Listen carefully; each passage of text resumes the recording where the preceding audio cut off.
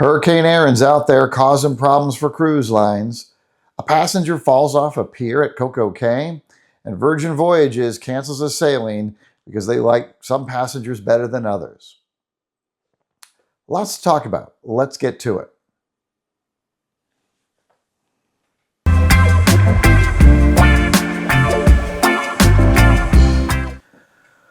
Welcome, I'm Sean Whent. I'm your host here at the Whent There Cruising Channel. Today is cruise news for Saturday, August the 16th, 2025. Some interesting stories today. So the first one, the big one, Hurricane Erin. So it's out there in the Atlantic and it has grown into hurricane strength at this point, and that is causing some cruise lines to adjust itineraries. The first one to get adjusted was the Vision of the Seas from Royal Caribbean that was initially on a Bermuda cruise, but now Bermuda has been canceled off of that itinerary. So initially it was going to go to Bermuda, then down to the Caribbean. Well, they're skipping Bermuda entirely, and instead they will get a port day at Port Canaveral.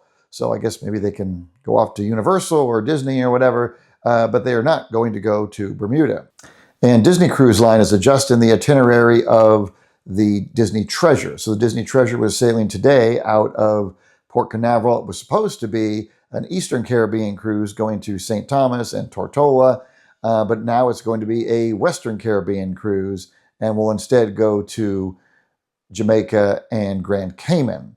So if you were planning to be on the Eastern Caribbean, you're now going to the Western Caribbean. That's always a chance that you run when you book a cruise during hurricane season, right? Which is the June, July, August, September, October, November season.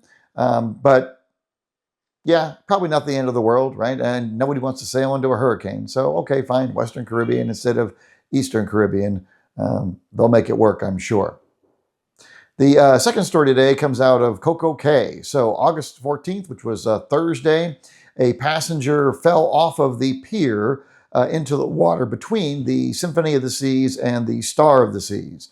So the Star of the Seas was there on a preview sailing, but apparently there was a passenger on the dock there in between the two ships, and they were filming these ships and somehow fell into the water. They were rescued by a jet ski and brought to the shore, so no harm, but the Star of the Seas did sound their overboard alarm and went into action. So I think people initially thought it might have been a drill, but it was real. So, you know, I've said many, many times, you cannot fall off of a cruise ship, but you can fall off of a pier.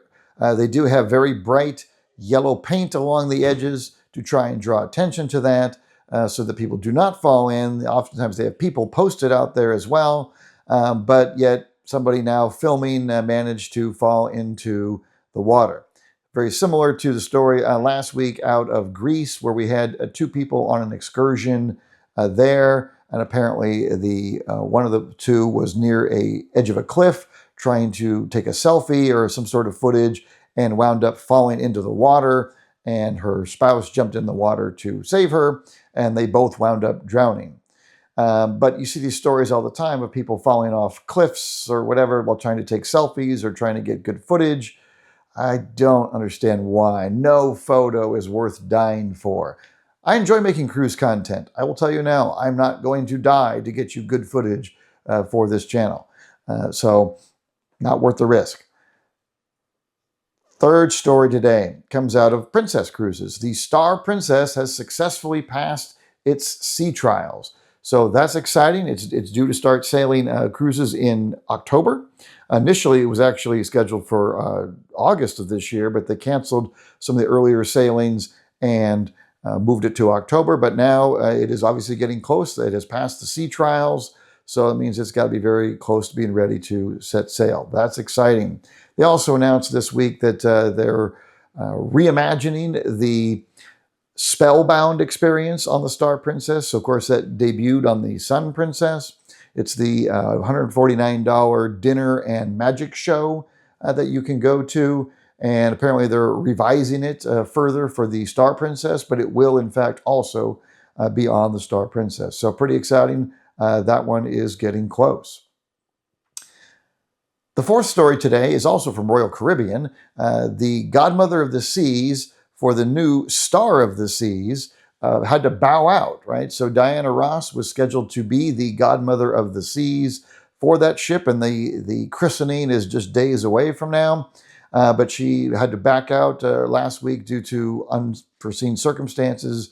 Nobody has said exactly what it was. Well, she has been replaced by Kelly Girardi. I'll be honest, I didn't know who Kelly Girardi was. So supposedly she is one of the first 100 women into space. And I think that means an astronaut. But apparently it's not one of those real astronauts. Like, so she went to the upper atmosphere, but did not actually go into space. But apparently she is a social media personality and an author. So if you don't know who she is, now you know. But she is the new godmother, and I think the idea with her there, right, it's the star of the seas, and she has been to space, well, almost. And so there's the cross theme there. Yeah, they had to scramble at the last minute and find somebody. They didn't call me. Oh well. Congratulations to her, and congratulations to Star of the Seas, which will be christened in the next few days. Very exciting. And the last story today comes out of Virgin Voyages. So next year, April the 19th sailing, is a 7-night sailing out of Miami. They had obviously a cruise scheduled for that week, but now they have canceled it because they have now chartered the whole boat out to a group called Summit at Sea, which I guess does like conferences at sea for businesses. So if you were on the April 19th sailing, you have now been booted. And obviously frustrating, and I guess it's 8 months notice or whatever, so it's not horrible, but frustrating. And I've sailed Virgin Voyages, and in a lot of ways, I would say it was fantastic. I definitely think Virgin Voyages had the best food of any ship I've ever been on. The ship was nice. There was a lot of positives. No kids. It was great. But one thing I felt was lacking was customer service, and that kind of seems to be the case here. I'll give you a real quick story. So we had gone down to their little diner thing to watch a playoff game. And we got there like 45 minutes early because we wanted to get a good seat. They had TVs in there. You know, it's kind of a quasi-sports bar kind of place. And I was excited to watch the game. And we have a really good seat. And 5 minutes before the game starts, one of their cast members, or whatever they call them, crew members, comes in and puts a reserved sign on my table and says, "Oh, I'm sorry, you're going to have to move. This is reserved now for rock stars," which is the upper class level booking you can do on Virgin Voyages. And it told me I had to move someplace else. Well, by that point, all the other seats were full. And they're like, "Oh, well, sorry." I'm like, damn, that's pretty bad customer service. Had the reserved sign been on the seat or on the chair before, I wouldn't have gone there. But it wasn't, and now I get screwed. And that's exactly what's happening to people on this cruise next April. So the Virgin has the opportunity to sell the whole boat out, which I get it from a business perspective, makes sense.